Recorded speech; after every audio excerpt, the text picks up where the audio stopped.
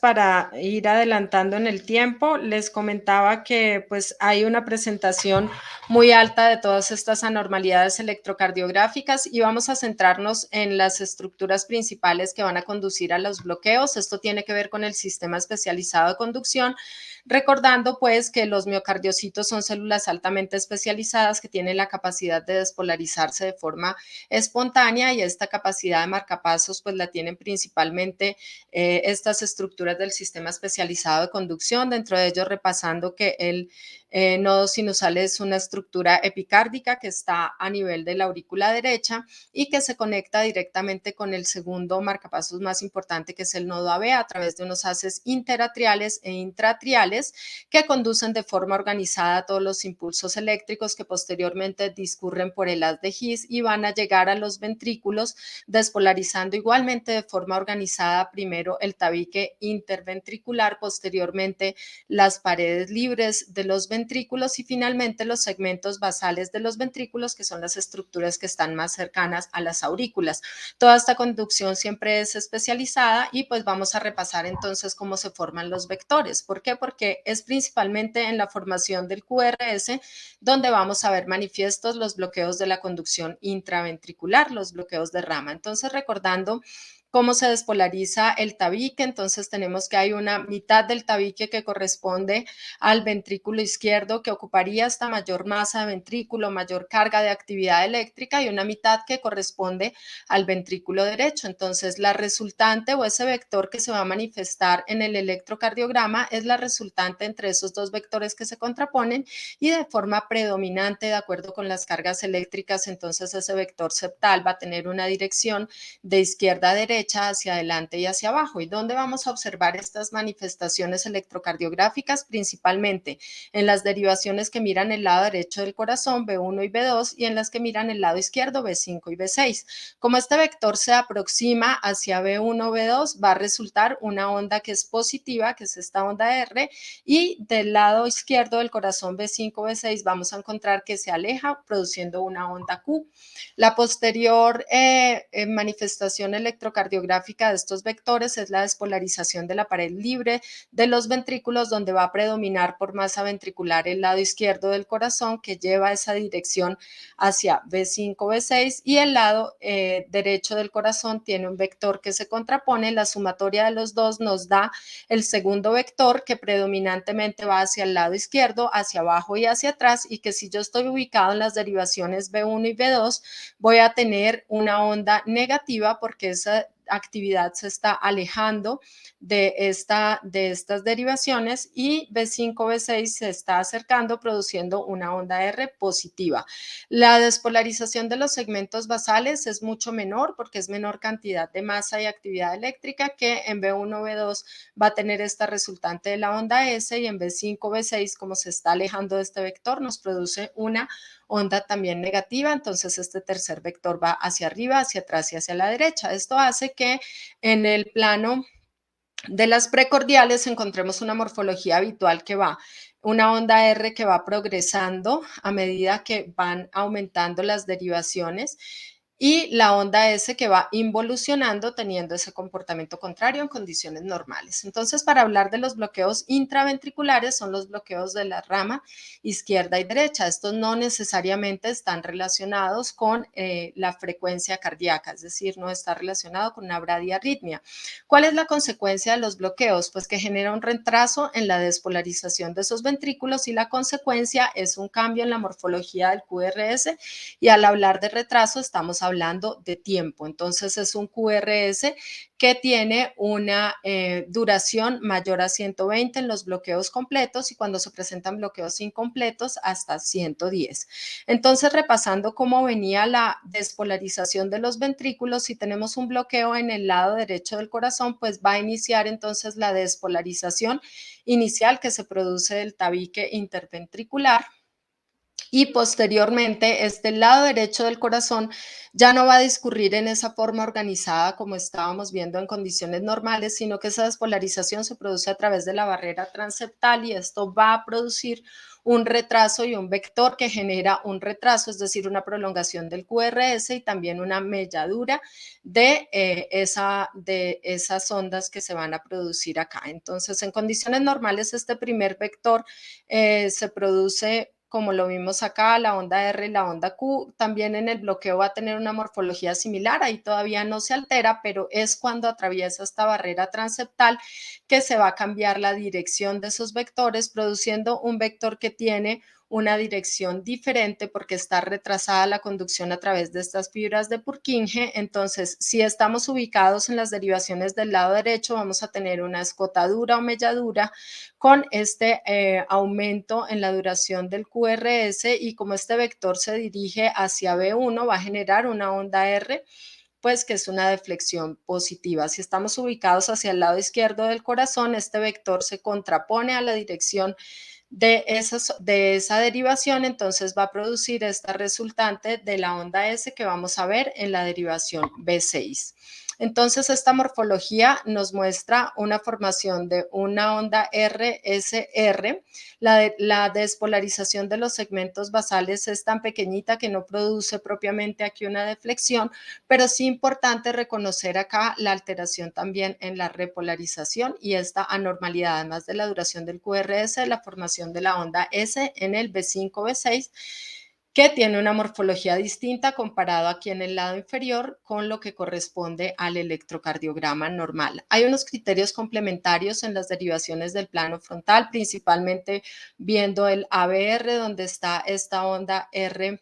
que es mucho más prominente que en las condiciones normales, y en D1 ABL esta onda S que también está remarcada aquí. Fíjense ustedes lo que sería la comparación con el electrocardiograma normal en el lado izquierdo. Aquí vemos el ABR, donde pues destaca esta onda R más prominente y un poco más de mayor duración, y también en el D1,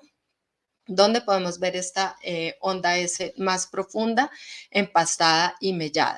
La repolarización entonces está alterada en estas derivaciones del lado derecho, principalmente la inversión de la onda T, y del lado izquierdo la repolarización es normal. Recordemos aquí la presencia de esta onda S. Este es un electrocardiograma de 12 derivaciones con un bloqueo de rama derecha, donde queremos pues magnificar esta presencia de la onda S en el B1, el patrón RSR con un QRS que ya es llamativamente más prolongado, la alteración de la repolarización y esta otra morfología que también se puede presentar aquí en el B1, donde la onda R embrionaria no es tan prominente. ¿Qué pasa entonces cuando hay un bloqueo de la rama izquierda? Entonces lo mismo, tenemos acá una interrupción de esa conducción donde normalmente discurre de forma organizada por el tabique, y entonces empieza la despolarización normal del tabique, pero la despolarización de todo el ventrículo izquierdo de las paredes libres va a estar retrasada porque viene por la vía transeptal, que es mucho más lenta por las fibras. Acá teníamos la dirección de los vectores en condiciones normales y hacia dónde predominan, pero entonces aquí veremos cómo se distorsiona y se retrasa la despolarización del ventrículo izquierdo, generando un vector que tiene una dirección anormal. Vamos a valorar igualmente los cambios electrocardiográficos en B1 y B5 y B6. Entonces, si este vector se está alejando de la derivación B1, lo que vamos a tener es la resultante de una onda que es negativa, en este caso una onda QS, donde tenemos una empastadura, melladura y el retraso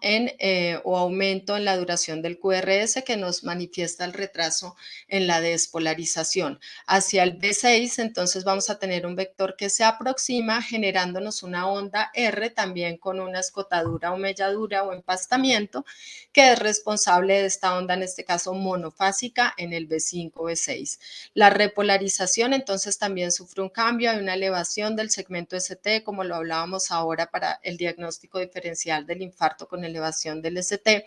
y que en las derivaciones B5, B6 va a producir una alteración en la repolarización con una onda T negativa. Entonces, en condiciones normales tenemos un QRS que es estrecho con una morfología también distinta. En este caso tenemos una RS profunda o solamente una onda QS con elevación del segmento ST y onda monofásica en B5, B6 con alteración de la repolarización. Los criterios complementarios en el plano frontal, entonces podemos observarlos en D1 a BL, también con esa distorsión de la dirección de los vectores que hace que se dirija en esta onda monofásica también al D1 a BL, la pared lateral alta, generando, comparado con el electrocardiograma normal, una onda monofásica con alteración de la repolarización en D1 y ABL, que son llamativos en este cuadro comparativo del lado inferior. Este es un electrocardiograma de 12 derivaciones, nuevamente para mirar llamativo de entrada en la duración del QRS que es ancho, un QS en D1, una onda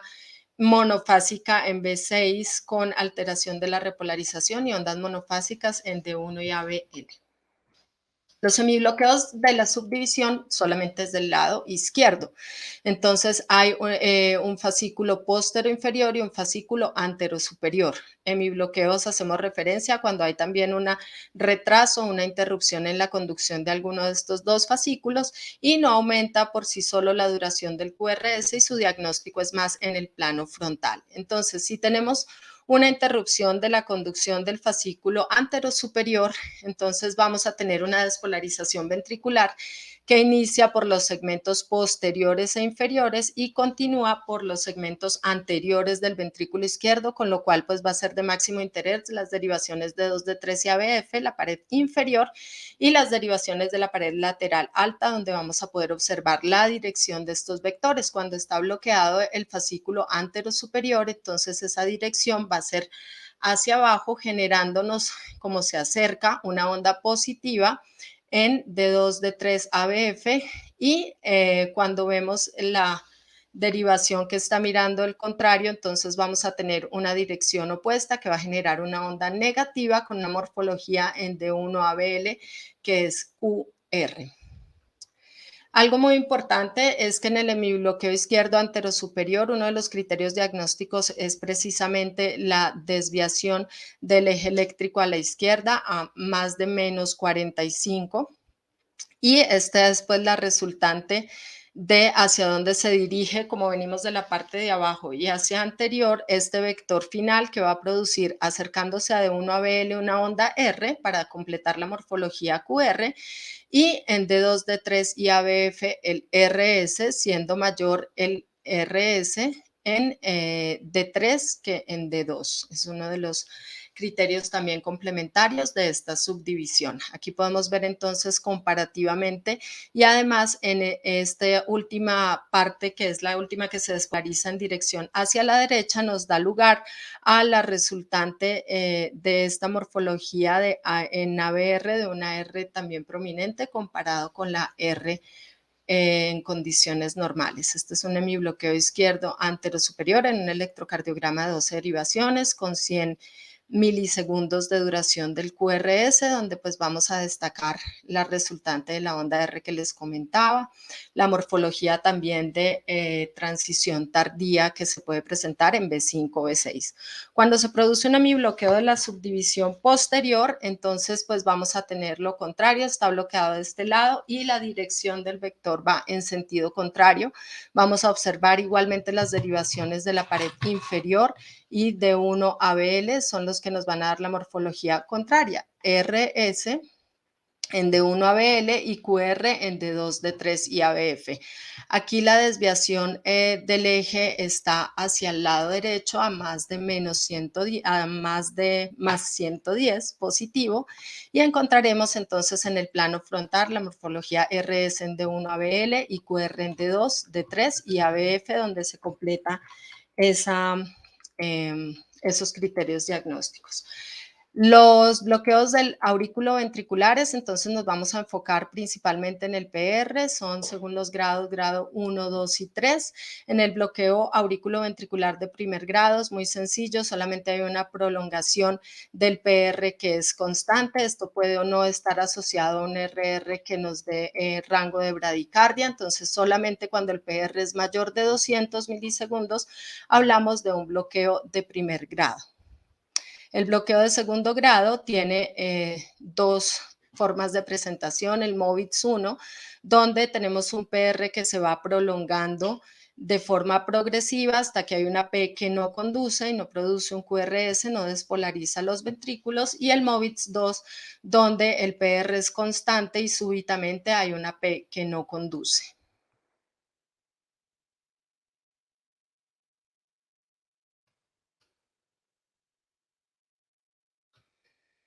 En el caso del bloqueo de segundo grado MOVITS 2, entonces vamos a tener esta, eh, el PR que es constante con una P posteriormente que no conduce, y hay una variante que no hace parte del bloqueo de segundo grado propiamente, que es el bloqueo 2-1, donde simplemente hay una P que conduce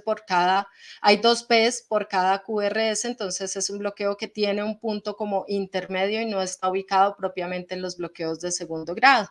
El bloqueo de tercer grado presenta una disociación auriculoventricular donde el ritmo auricular es constante y el ritmo ventricular también lo es, pero no llevan una sincronía, y el QRS puede o no estar ensanchado en función de cuál sea el lugar en el que se pueda producir en relación con el haz de His. Aquí podemos ver entonces mnemotécnicamente también la presencia de más ondas P que QRS. Frecuentemente podemos encontrar QRS ensanchado con frecuencias cercanas a 30, como es el caso de este bloqueo.